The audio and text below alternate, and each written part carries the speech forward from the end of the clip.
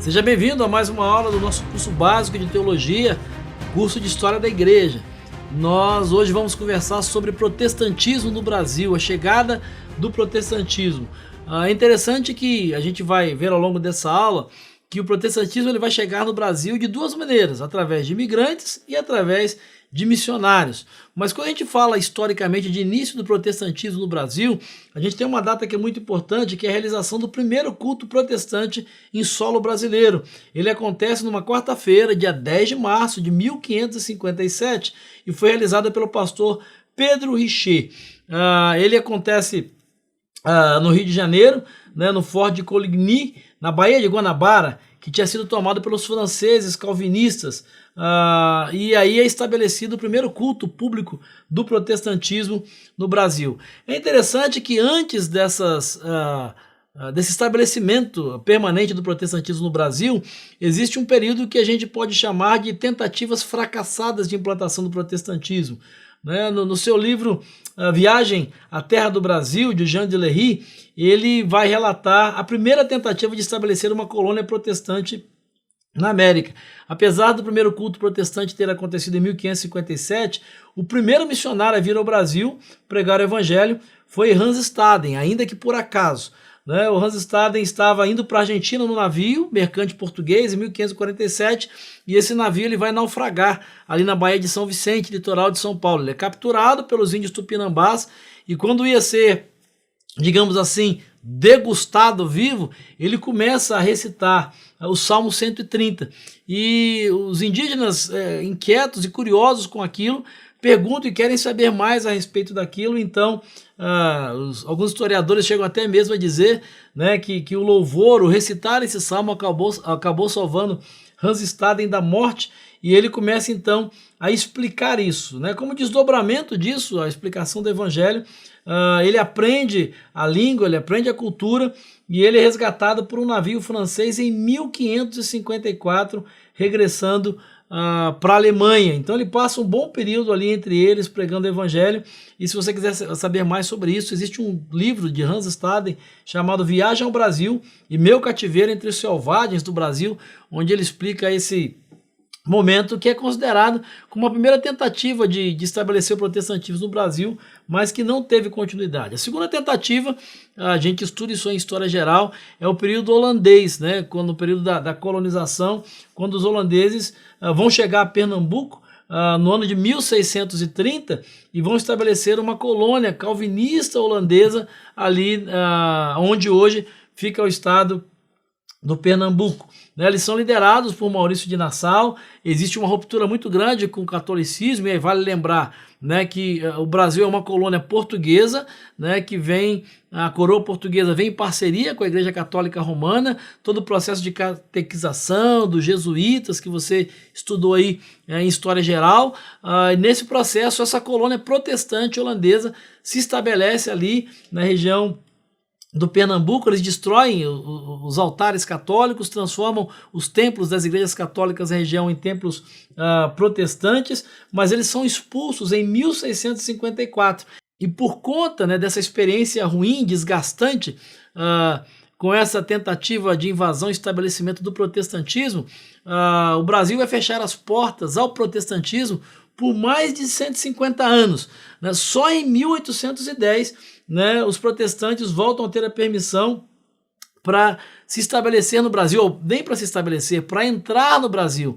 Lembrando que o Brasil é uma colônia católica, é uma colônia dominada pelo catolicismo, onde qualquer outra expressão de fé era terminantemente proibida. Então, a partir de 1810, é interessante você perceber isso, o Brasil foi achado, foi descoberto no ano de 1500, 310 anos depois, então, é que o protestantismo começa a se estabelecer de uma forma permanente no Brasil. E como isso acontece? Isso vai acontecer de duas formas. Existem dois tipos de chegada do protestantismo: o protestantismo de imigração e o protestantismo de missão.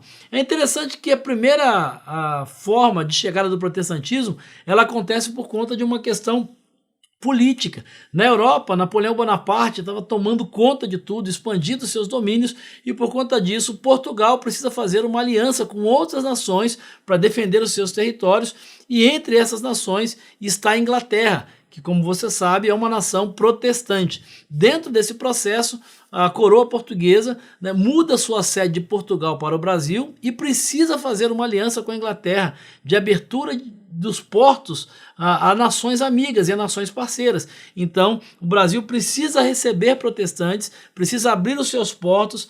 Então, em 1810 é assinado o documento de abertura dos portos brasileiros para o comércio inglês e para as nações amigas. Começa a haver o incentivo do governo brasileiro, da coroa brasileira na época, à imigração europeia, para receber imigrantes europeus nesse processo.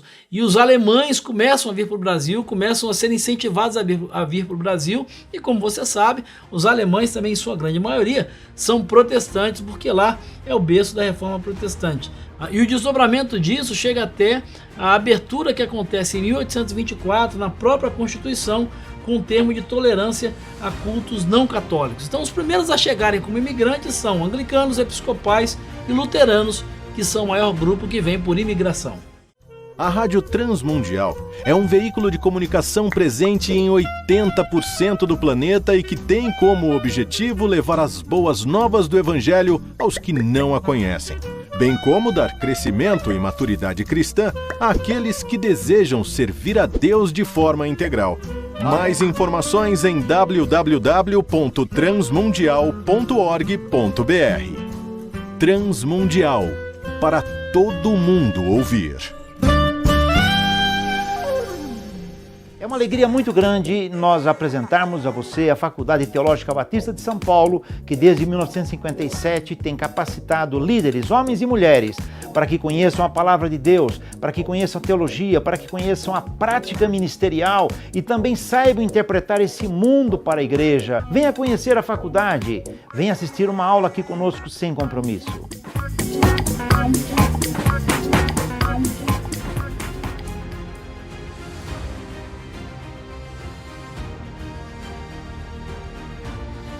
Bom, é óbvio que os imigrantes chegando ao Brasil, né, para reconstruir a sua vida, para começar a sua vida, trazem junto com a sua cultura, com a sua família, com a sua riqueza, com a sua profissão, eles trazem também a sua fé, né? Então eles começam a estabelecer a sua fé, apesar do protestantismo não ser, vamos dizer assim, permitido, ele é tolerado. Não podia ainda haver a construção de templos e etc., mas eles precisam exercer a sua fé e começam a fazer isso de forma comunitária. Esse processo de migração começa a estabelecer o protestantismo no Brasil e ele vai ser fortalecido ou ele vai ser consolidado pela segunda forma de chegada do protestantismo, que é o protestantismo de missão. Ele vem através de missionários.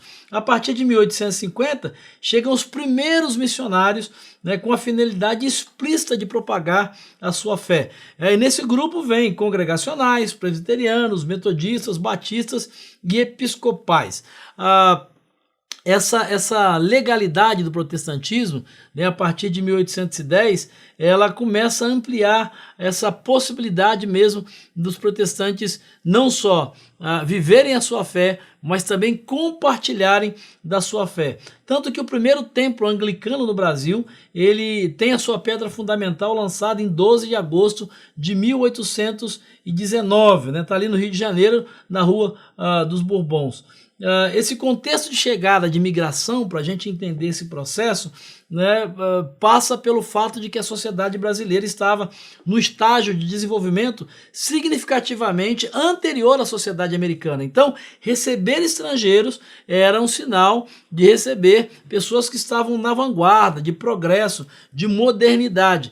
E isso vai abrir a porta para estrangeiros, né, imigrantes, que trazem o protestantismo junto com eles, mas até mesmo para a abertura de missionários no segundo momento, porque isso significava ou estava associado e aliado também ao progresso e à vanguarda. Mesmo com todo esse boom protestante que se alastrava no Brasil, né, ser protestante naquela época era uma dificuldade, porque havia muita discriminação. Né, o acesso aos serviços públicos era negado, assim como o reconhecimento legal dos casamentos. Vale lembrar que nascer, batizar, casar e enterrar, tudo isso estava debaixo do poder e do domínio da Igreja Católica Apostólica Romana. Não havia os cartórios, não havia toda essa estrutura. Por exemplo, só os católicos tinham direito a ser sepultados, né, dentro dos cemitérios públicos, né, porque a certidão de nascimento era elaborada e estava ligada ao batismo da criança. É por conta disso que em várias cidades do Brasil existem cemitérios protestantes, muito próximos aos cemitérios públicos, vamos dizer assim. Por quê? Porque os protestantes precisavam desses espaços para sepultar os seus mortos, porque eles não eram tolerados, não eram aceitos, não tinham espaço, não tinham direito de serem sepultados em cemitérios públicos. O fim dos constrangimentos com relação à lei só vai acontecer com o advento da República e a promulgação da primeira Constituição Republicana em 1891, quando a religião e o Estado foram oficialmente separados. Vale a pena destacar que esse protestantismo que chega no Brasil, ele tem algumas características, né? Porque o protestantismo histórico brasileiro, aquele que é de origem missionária, ele acaba tendo a tendência de reproduzir os traços da religião civil norte-americana. Qual é o problema disso? É porque esse protestantismo que chega principalmente a partir de missionários, ele é um protestantismo que é voltado para padrões mais burgueses, mais elitizados, a linguagem, a arquitetura, a vestimenta, a liturgia, né? O que faz com que esse protestantismo no Brasil, no primeiro momento, não alcance as classes mais simples da população, não dê acesso a essas pessoas, porque ele, de certa forma, ele é um protestantismo elitizado. Existem alguns fatores que vão facilitar a implantação do protestantismo. Primeiro, forte apelo religioso, em virtude ao incentivo da piedade individual e da independência quanto à obtenção da salvação, né, diferentemente do catolicismo, que dependia da igreja, dos sacramentos, etc.